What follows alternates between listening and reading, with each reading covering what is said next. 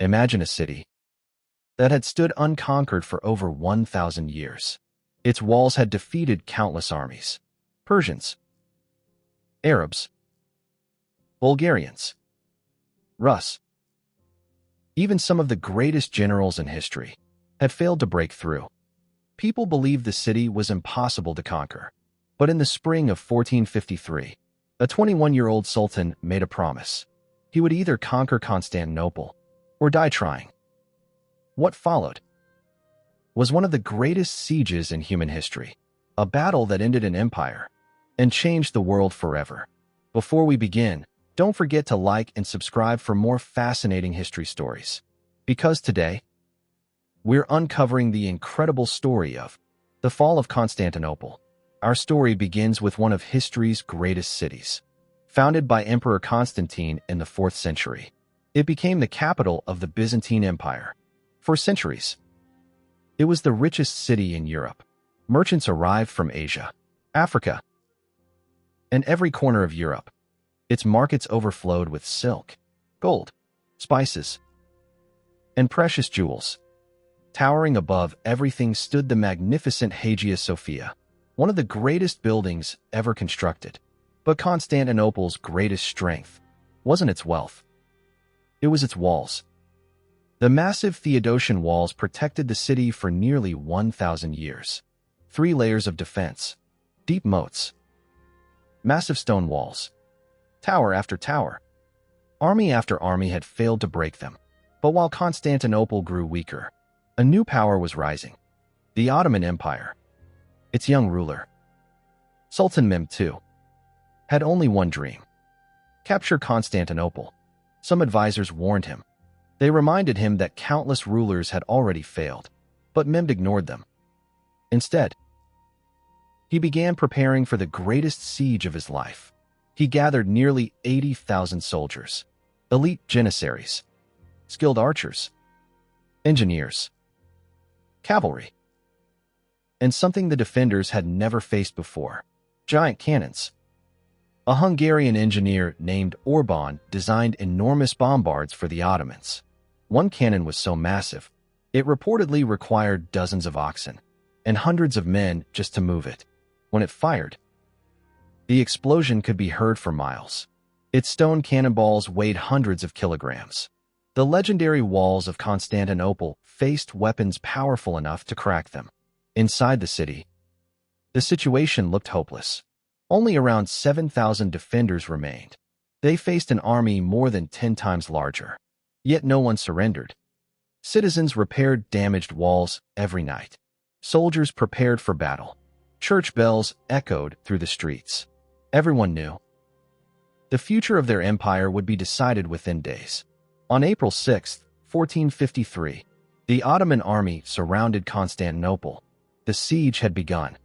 No one inside the city knew. They were witnessing the final days of the Byzantine Empire. Day after day, the giant Ottoman cannons pounded the walls. Each blast shook the city. Massive stones crashed into the ancient defenses, opening cracks that had never existed before. But every night, the defenders rushed to repair them. Men, women, and even children carried stones and earth, working until sunrise. The city refused to surrender. Then, Mehmed made another bold move. The Byzantines believed they were safe from the sea. A giant iron chain blocked the entrance to the Golden Horn, preventing enemy ships from entering the harbor. For centuries, that chain had protected Constantinople. But Mehmed had a different idea. Instead of sailing around it, he ordered his men to move the ships overland. They covered them with animal fat to reduce friction.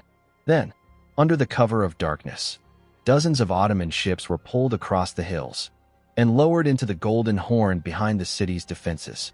The next morning, the people of Constantinople looked toward the harbor and couldn't believe what they saw: enemy warships inside waters that had always been safe. The city was now surrounded from every direction. Weeks passed. Food became scarce. Exhaustion spread through the streets. Still, the defenders refused to give up. Finally, before dawn on May 29, 1453, Wave after wave of Ottoman soldiers attacked the walls. The fighting lasted for hours. Arrows filled the sky. Cannons thundered. Swords clashed in the narrow breaches. Then, one of the city's greatest defenders, Giovanni Giustiniani, was seriously wounded and carried away. His departure shattered the morale of many defenders. At nearly the same time, Ottoman soldiers found an opening in the damaged walls. They poured into the city. The defense collapsed. According to historical accounts, Emperor Constantine XI refused to flee. Instead, he removed the symbols of his rank and disappeared in the final battle. His body was never identified with certainty. After more than 11 centuries, the Byzantine Empire had come to an end. Mehmed entered Constantinople as the victor. Rather than destroying the city, he declared it the new capital of the Ottoman Empire. The Hagia Sophia, which had stood for nearly 1,000 years as the empire's greatest cathedral, was converted into a mosque. Over the following centuries, Constantinople became one of the world's greatest cities once again. Today, we know it as Istanbul. The fall of Constantinople did more than end an empire. It changed world history. Many scholars believe the event encouraged European kingdoms to search for new trade routes to Asia, helping to launch the age of exploration. Others see it as the symbolic end of the Middle Ages and the beginning of a new era.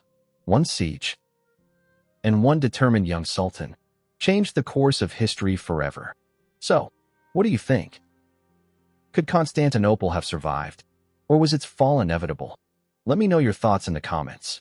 If you enjoyed this story, don't forget to like, subscribe, and turn on notifications so you never miss another fascinating journey through history.